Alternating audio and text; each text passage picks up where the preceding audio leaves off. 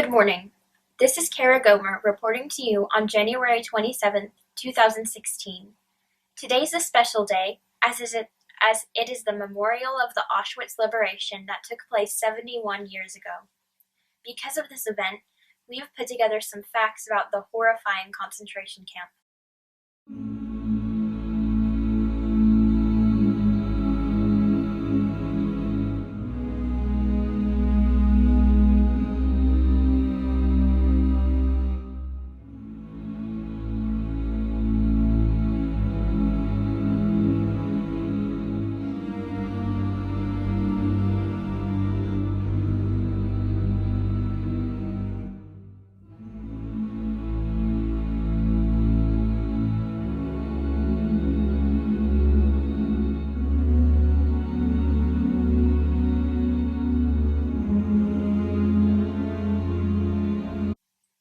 76 years ago, on May 26, 1940, the concentration camp Auschwitz was established.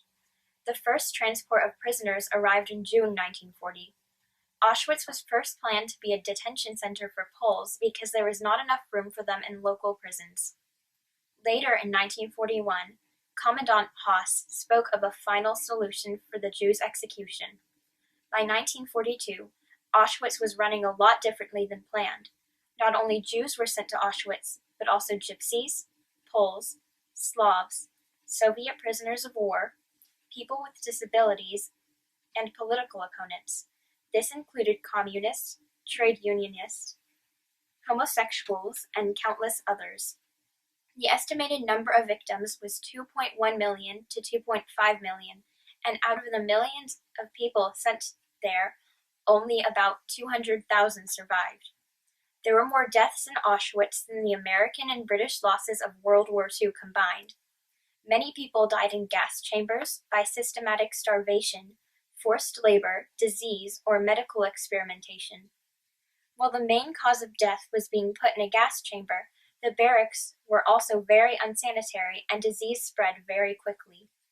Prisoners were given one uniform and one pair of shoes that were never washed and did not keep the wearer warm in winter. The barracks had no windows and were not insulated from the heat or cold.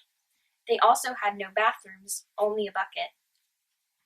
The food given to the prisoners consisted of watery soup with rotten vegetables and meat, bread, and tea or a bitter drink similar to coffee. Most prisoners were very hungry and thirsty and grew very weak, which caused more death. Auschwitz was by far the biggest concentration camp, having 40 square kilometers and a surrounding radius of 5 kilometers.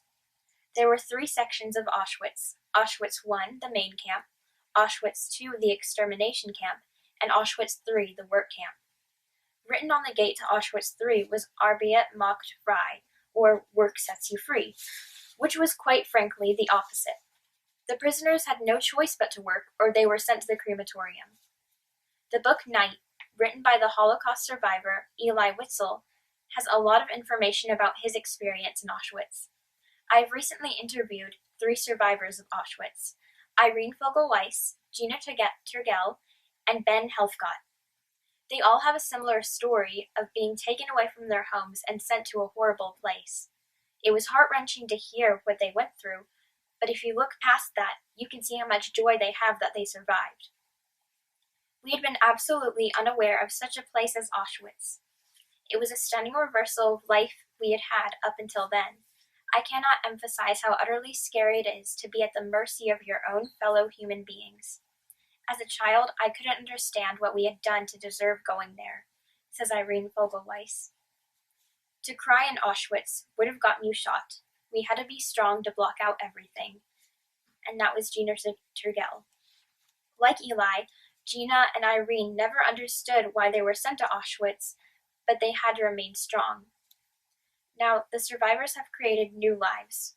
While the memories of the ordeal they went through still lingers, they don't let it destroy their lives. We have shown that misery, cruelty, despair, and injustice inflicted upon us did not break our indomitable will. It did not consume us with hatred to the point of destroying our own and other people's lives. Instead, we set out to create a new life, said Ben Helfgott. Hearing the stories of the survivors has made me look at the world in a different way. Yes, there will be pain and suffering sometimes, but good always wins in the end. Just remember, after hearing these facts, the victims of Auschwitz. In that way, we can respect their memory. And if anyone wants to forget about it, we can be the ones to stand up and say, no, we remember. Thank you for tuning in to hear this story this morning.